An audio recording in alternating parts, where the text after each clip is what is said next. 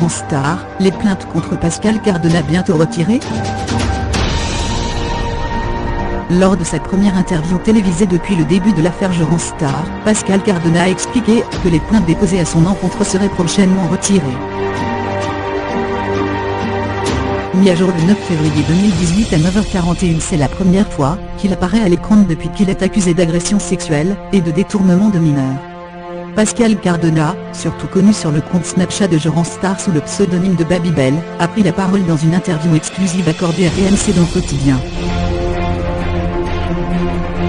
Il y exprime sa détresse: c'est tellement injuste, c'est tellement dur à vivre cet acharnement.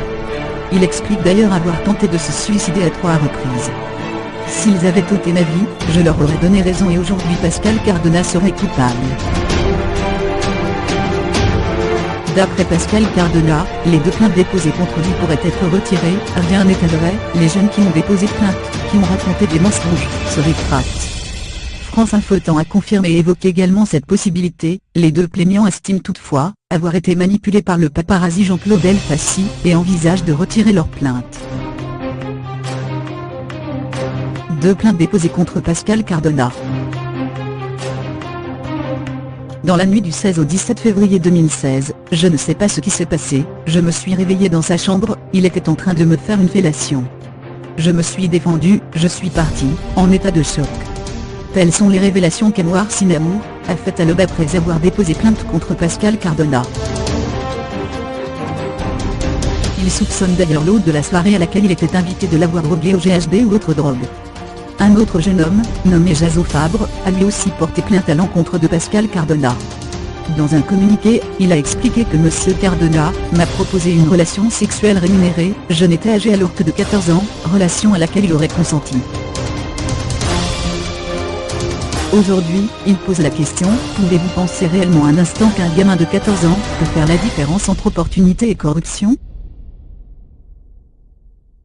Si l'on en croit les informations obtenues par France Info, les 2 plaintes déposées par Anouar Sinamour et Jason Fabre pourraient bientôt être retirées. En effet, les 2 plaignants estiment toutefois avoir été manipulés par le paparazzi Jean-Claude Elfassi et envisagent de retirer leur plainte. Pascal Cardona est lui aussi catégorique: rien n'étonnerait, les jeunes qui ont déposé plainte, qui ont raconté des mensonges, se rétractent d'après lui. A noter que, depuis début février, le compte Twitter d'Anouar Sinamour a été complètement vidé de son contenu, et il n'est plus possible de retrouver le compte Twitter de Jason Fabre. Réaction de Jean Star: très affecté, il se désolidarise de Cardona. Embarqué dans le scandale suite aux accusations faites à l'encontre de son ami Pascal Cardona, Jean Star est accusé d'avoir facilité un réseau supposé de détournement de mineurs. Dans 2 communiqués différents, Jean Star a pris la parole pour se désolidariser de celui qui se fait appeler Babybel. Je me désolidarise totalement de Pascal Cardona. S'il s'avérait, à l'avenir, qu'une seule, et je dis bien une seule, des ignominies qu'on lui reproche soit vraie, je m'engage solennellement à aider la justice à soutenir ses éventuelles victimes. Une de ses proches, Raquel Garrido, a expliqué sur le plateau de Salut, les terriens que Jean Star est très affecté par la situation. Rappelons que celui-ci a choisi, en commun accord avec la chaîne, de suspendre son activité sur l'antenne de C8 jusqu'à nouvel ordre. Jean Star gâte, la vidéo intime. Au soir du mardi 16 janvier, les internautes découvrent avec stupeur le hashtag Jean Star gâte.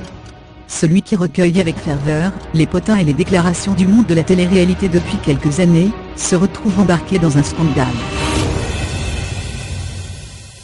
Le blogueur et youtubeur qui se fait appeler Akabab a en effet décidé de publier une vidéo très intime où on peut voir Jean Star, mineur à l'époque, en train de se masturber. Pour des raisons évidentes, la vidéo a été supprimée sur les différentes plateformes sur lesquelles elle apparaissait. Que ce soit Snapchat ou YouTube. Qui est celui qui se fait surnommer Babybel? Ceux qui ne sont pas forcément au fait de l'univers de Jean Star ne connaissent pas celui qui se fait surnommer Babybel. Il s'agit de Pascal Cardona, cadre chez Radio France. Celui-ci a lui aussi fait les frais de la furie de dénonciation d'Akabab.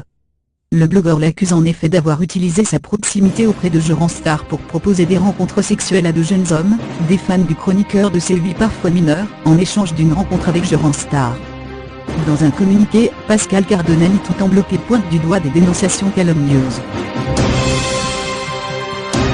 Akabab, le blogueur à l'origine du Stargate.